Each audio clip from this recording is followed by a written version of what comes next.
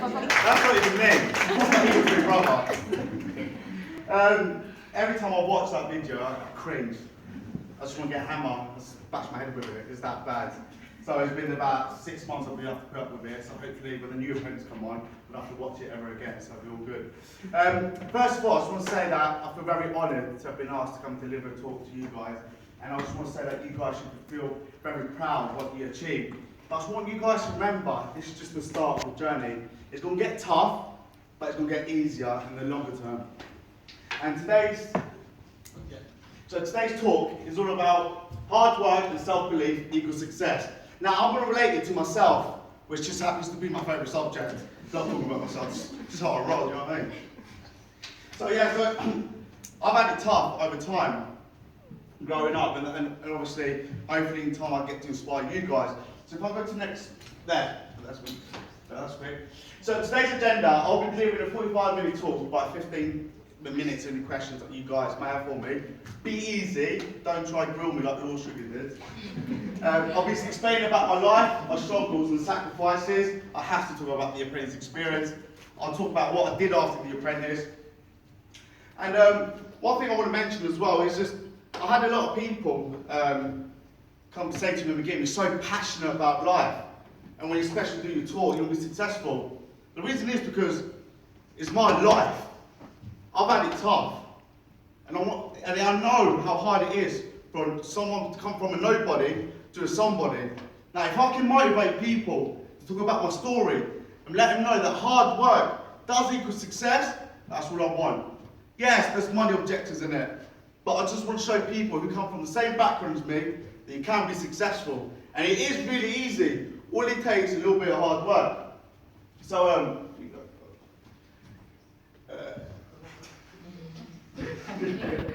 something for it, yeah? Yeah. So, any of you guys that social media mad, I want some followers as well, I'm running out. Anyone wants some following me, I don't know what I'm about. Feel free to follow me on Twitter. Also, there's a hashtag for today, which is self-belief UCL. And let's see if we can get it trending. Right. From the beginning. Now, rumour has it, right, when I was born, the nurse said to my mum, you have given birth to an absolute diamond geezer. Now, I don't know if that's true or not, but I actually got a picture I want to show you guys when I was a baby. You guys want to see it? Yeah?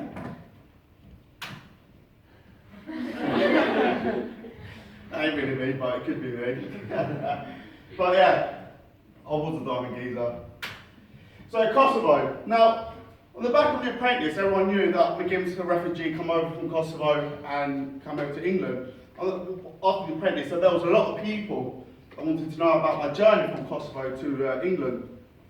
And I was very reluctant to talk about it, because it's a very touchy subject. And I had journalists left, right, centre. But I haven't spoken about it just because I felt like they were going to twist my words. And it wasn't the right time. But today, I feel it's the best time to start talking about it. And I'm going to start mentioning a couple of scenarios that occurred throughout my journey. And they are tough, they really, really are tough. Now, I don't know if you guys know, but in Kosovo there was a war with the Serbians. And at the early stages, there was just drips and drabs of Serbian soldiers coming over to part of the villages, taking over. And it just happened to be my village was one of the targeted areas. And there was three soldiers came to my garden. And they basically battered my uncle. Alright? Me and my family were in the garden, they came in and they started bashing my uncle's head in. Kicking him on the floor, and we're all standing there. What do? If we're going to do something, they're going to go for us. Bear in mind, I'm 6 years old, so I don't know what's going on. I'm thinking, hold on a minute, what's this about? 6 years old, supposed to be living the dream. But I was watching people get battered to death. And next thing you hear, this woman scream, stop! Well, it's not stop, because I'm speaking Albanian, but... and it's my auntie. She fully knew that she was going to put herself into a real mess, just by sacrificing her life. And it just went ugly. They turned on my auntie. Guess what happened afterwards? They didn't batter her. they raped her. Alright? Now, bear in mind, picture this, you're a 6-year-old. Why are you about to, and you witness that, that's going to stay there for the rest of your life. But you've got two options. Are you going to let it affect you in a negative way, or in a positive way? Alright? Now, imagine, you guys may know 6-year-olds, imagine what they were thinking at the time. Because that was me, at 6 years old, witnessing that sort of experience. So that's one thing I remember from a young age, from the journey. And then so that night my parents decided, right, it's time to flee Kosovo because it was going to get really, really ugly. My dad was going to die, my mum was going to die, we had to leave. So that night, my mum bathed me, we went into a van, it was my dad, my siblings, my mum, one of my other uncles, and his mate. So we left, and we was on the drive for hours and hours and hours. We went to the fields. And running through the fields, what I can remember as well, my old man had me on his arms, running, getting gunshots. That's scary as well. I don't know if you guys have heard gunshots, yeah? But believe me, it's lethal. It's the scariest thing, gunshots. But anyway, I'm still about 6 or 7 years old at this time. And we got trapped. We got trapped again. And we got house hostage. And one of the things I remember witnessing is my dad being urinated on. That's complete disrespect. And it was just, it was disgusting. Anyway, things happened and we managed to get out of the hostage. Now I want to fast forward because a lot more happened, but I'll try to keep it as brief as possible. So, the day when we got into the lorry, we was at front, and I remember it so well. It was me and my sister next to each other, and we got covered with mattresses. And my parents give me, my sister, and my younger brother sleeping tablets. Now, for kids, sleeping tablets is dangerous because you effectively can kill them. But my parents had to do the sacrifice. They had to, because the intentions were to move to England for a better living for our kids. But they took the risk of giving sleeping tablets to the younger sibling. And I remember waking up, and I can hear people walking around the actual lorry whilst we're on the ferry. I was thinking, oh, what's going on here? And I started kicking my sister because it was proper tight space. I was like, move, man, get out of my way. And yeah, I remember next thing I know, my mum just woke up and got my throat, threw a tablet down there. Look, it choked me. So I remember that, and also we got through, and we ended up in Maidstone police station down in Kent.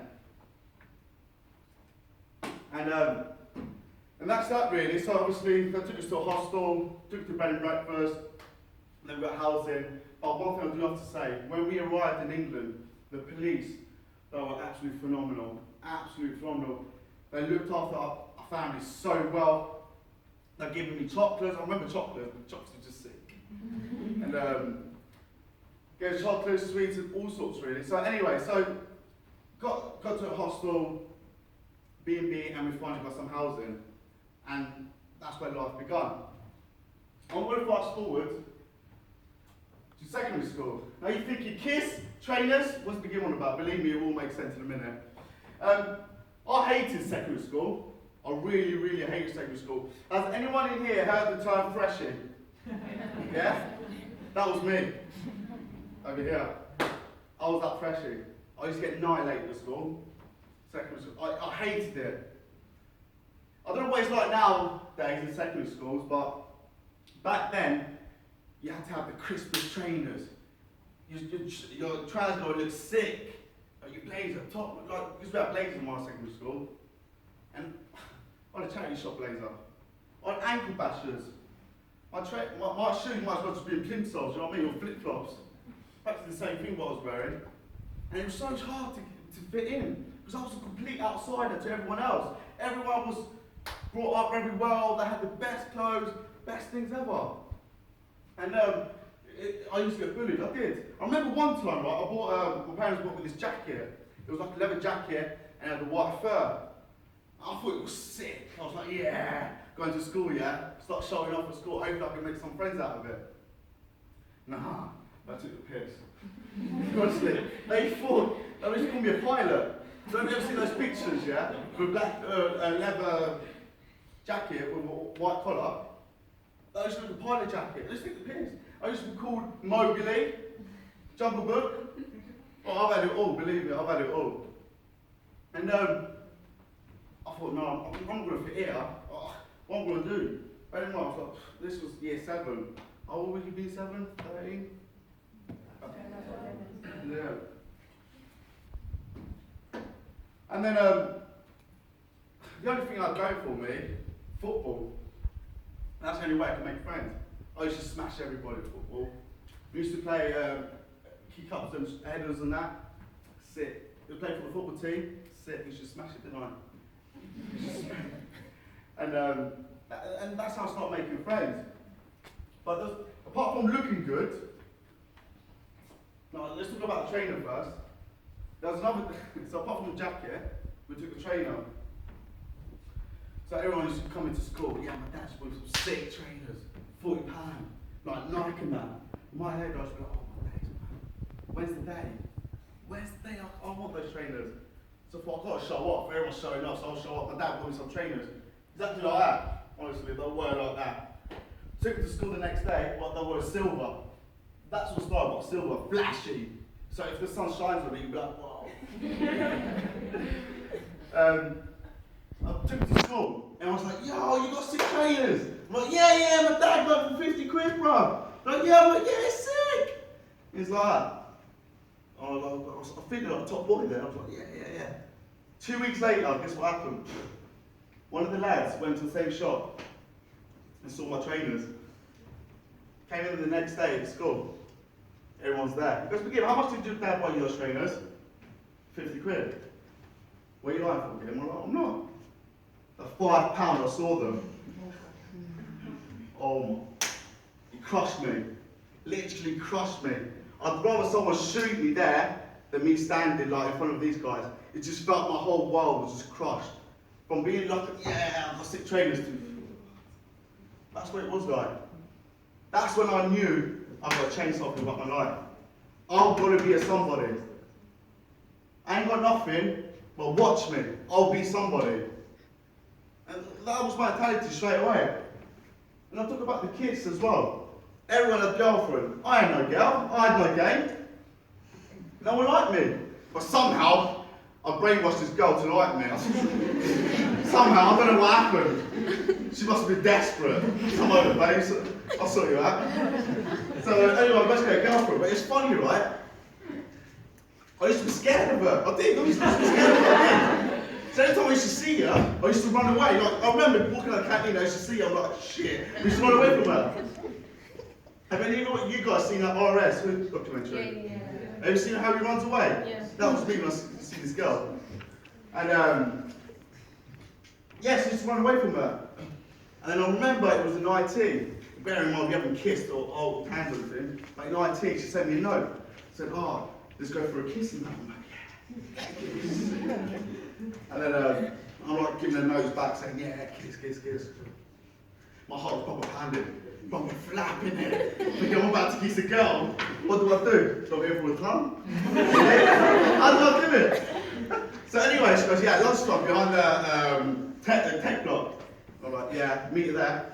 So I finished the class, yeah, lunchtime, with these guys that I knew, yeah, I'm like, boys, I'm about to get a kiss, come support me, meet me back the block and that. Like, yeah. So anyway, so lunchtime, she's there, and she's got her group of friends, and I've got my group of friends. And I'm there, literally just staring at her. I'm thinking, should I just walk like towards her like that? Or should I keep it cool, like, do you know what I mean? Anyway, so we walked up to her, I started walking up to her, and like, I kissed her and that. And like, no, she was walking up to me and that, she just like shone like a star. I was like, oh my God, it's just happened. And anyway, and I kissed her, and I walked back, like proper running back. I was like, oh my God. And then everyone laughed at me, because I couldn't kiss a girl. I looked like an absolute donut. And I just thought, what's going to happen to my life? Is there a light at the end of the tunnel? That's what I was telling myself. Because I was hating secondary school. And then as time went on, as I grew up a little bit older and stuff, I started blending in with the wrong crowd. I started to become Mr. Popular as I got older, get myself into trouble. And then that's when my dad made the decision. So my dad made the decision to move to Coventry. Oh, the worst thing he ever done, don't know. That's why I named it, from a good boy to a bad man. I was a naughty, naughty boy. Because from having no friends, to having some friends, and people liking me, it's got to my head. I was out all the time, didn't listen to my dad, didn't listen to my mum. My dad's crying all the time. People threatening to kill me. It was that bad. It was that bad. That's why I say I've been through all. I've been through hell, through the bad at secondary school. Now I'm going through the naughty stage. I've experienced every single life that people can go through. And I've had it in the short term. And I used to have, whilst I was hanging around with this group of guys, I used to think I was sick. They used to control my mind. They used to tell me, yeah, it's naughty in that, but it's alright, you're part of us. But there's two things as human beings that we've got complete control of. What do you think they are? Choice, that's one. And your mindset. No one can control your mindset. No one can make choices on behalf. Then, I was making the wrong choices. I was making mistakes. And do you know what? I could have gone completely wrong path. Completely wrong path. There was a time where things were that serious. My dad was on the verge of committing suicide because of me. That's deep. I haven't told anyone this. Honestly, you guys are the first one saying this. My dad was going to commit suicide because of me. That's how bad it was. Alright? The penny dropped. 18 years old. My dad sat me down. He said, my son, I sacrificed a lot for you. I went through the hassle to make sure that you get a better standard of living. Go out there and make something out of your life. I remember this. I cried. I cried. That's when the light bulb lit up above my head. That's when I just knew I need to change shit now. I'll either get killed, homeless. Now this is where I make the right choices. I sat down and thought about it. What do I want to do with my life? I set myself a target. My target was to be a millionaire by the age of 32. I'm 25 now. Got a few years left, hopefully. But I didn't tell myself I'm going to be a millionaire. I looked how to be a millionaire. What can I do with myself? Because I was failing school. I wish I never failed school. Because my life would have been so much simpler. I've just been very lucky to be in the position that I am now. So I went round in circles, a long way. And then so what I used to do, I even do to this day. Every time I wake up in the morning, I've got my journal with me, and I write 3 things. My goal in life, to be a millionaire by the age of 32. What is my second thing I write down? When I mean what am I going to do today that's going to benefit me and is going to help me a step closer to being a millionaire? And the third thing I write is why. My why is because I want to prove people wrong. I want to inspire people. Because if McGim can do it, the idiot, the muppet, the nobody, everyone in this world can do it. And all of us in this room. No ifs, no buts. Hard work equals success. Every single day, I write that. So whatever your goals are, So success, maybe money, school, life, anything. Believe me, you'll make a massive difference. Wake up in the morning, write down your goal. You write it down 3 times. Morning, midday, and just before you go to bed. So it's in your head all the time. Believe me, if you start writing that from now on, it will make a massive change. Because it did to me. It did to me. It's not like I Googled it. It's like, oh, what can I do? I'm talking from experience. Believe me when I say that. Trust me, it will make a massive change. And then my dad got made redundant. My dad was the main breadwinner in the house. My dad was the breadwinner in the house and stuff. And because I was still playing football, I got given a scholarship to go to America and play football. Not their rugby, but our football. When I said I was sick, I'm not lying, I was sick. There's not many things I brag about, yeah, but when it comes down to football, yeah. Jeez, Ronaldo got nothing on me. I'll tell you what, you what, back in the day, I used to have a Ronaldo haircut, pink boots. Then I got the pitch, I used to take me out. Anyway, that's the story. So, what do? 18 years old. Do I go away to America? Play football, my dream? Or do I look after my family and carry on with my other dream to be a millionaire? Now this is coming back to choices. Make the right choice that you've got to make. Guess what I've done? I stayed in the UK to look after my family. I said to my dad, Dad, don't work. Stay at home. Why? Because I'm going to take care of a family of 7. I was 18. Even to this day, I'm 25. I'm still the main breadwinner in my family. Because I can, and I want to. Because my family deserve the best. I'll sacrifice. I'll make sacrifices. I'll suffer. But the people around me, I want them to see happy. The only way that's going to happen if I was going to sacrifice.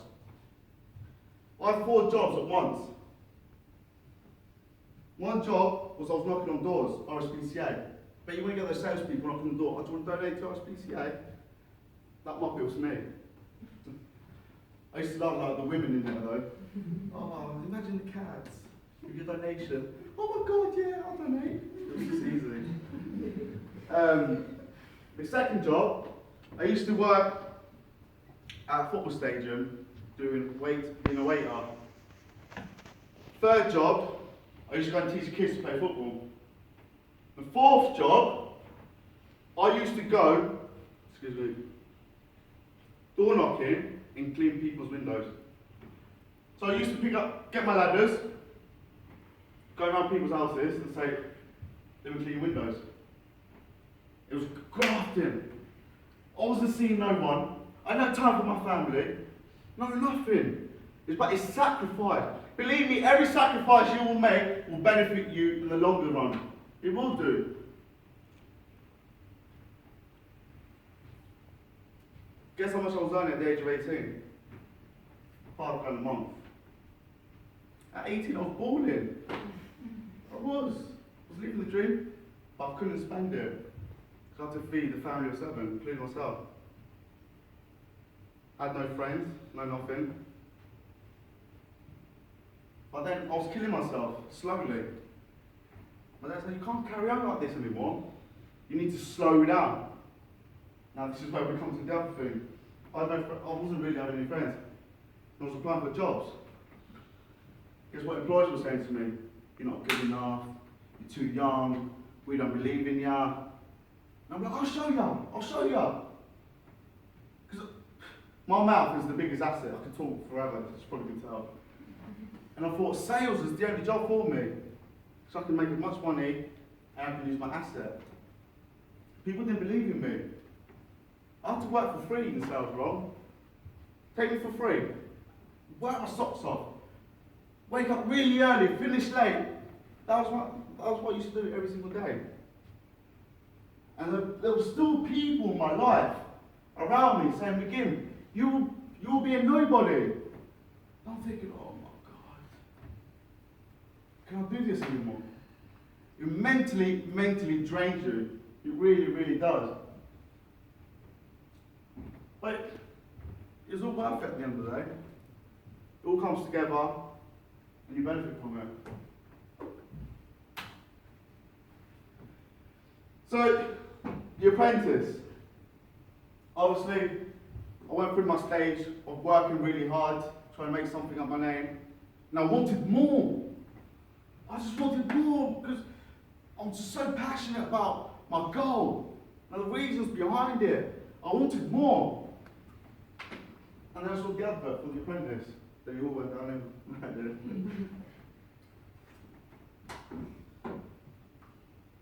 I was sitting at my mate's house. The advert came up for The Apprentice. I was sitting there with my boy saying, should I just apply for it for banter? It was literally for bands. I knew I was going to be in that show because I've watched it for years. But it pissed me off. People always were in there who had been silver spoon, had a very good upbringing, but no one has suffered. No one has suffered like we have in this room.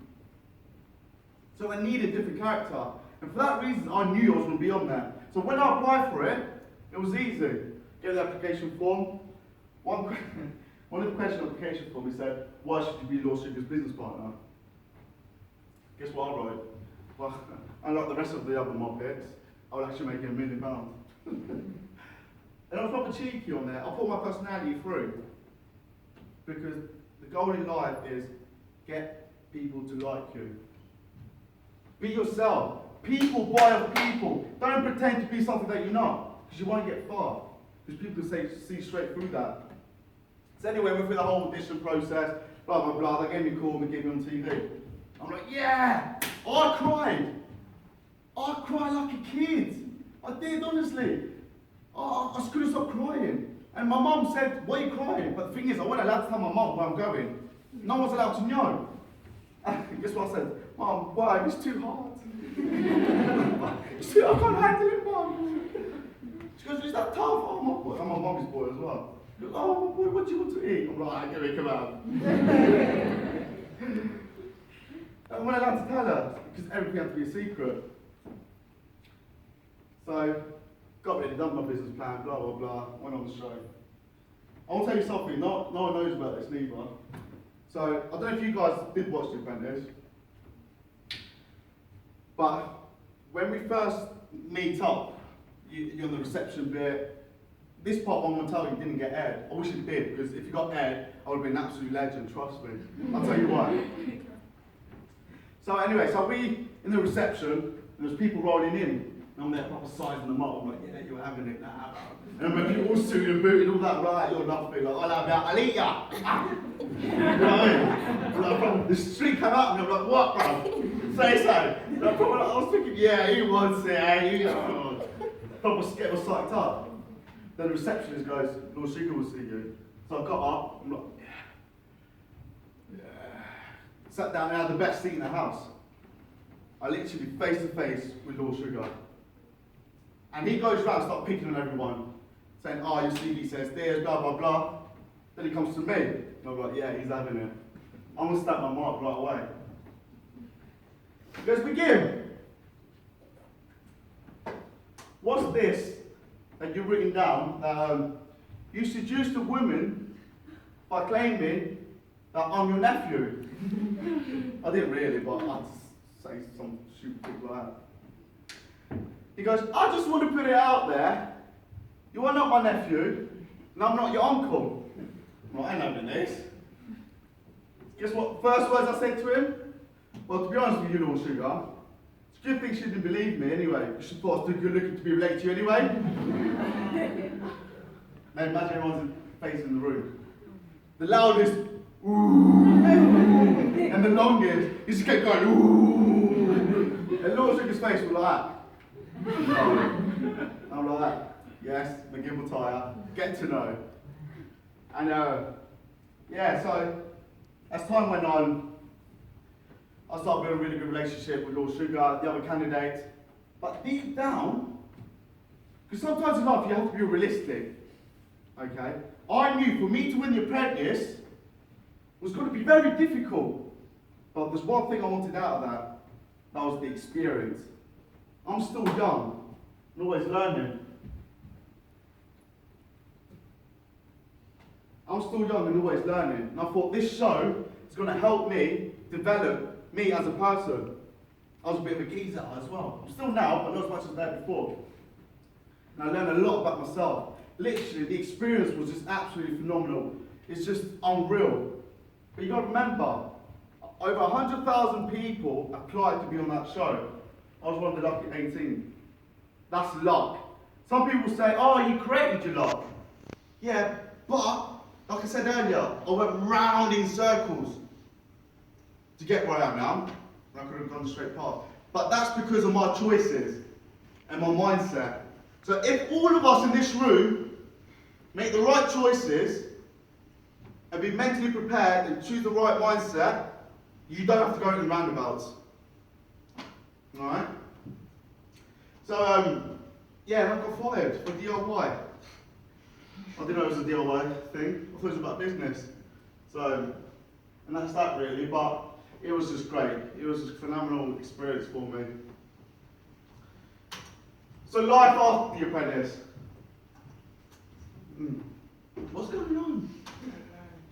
Right, life after the apprentice. So that's the main question. So, Mergim, what did you do after the apprentice? Nothing, I just chilled at home. I set my own company. I came across my business partner, international business acquisitions.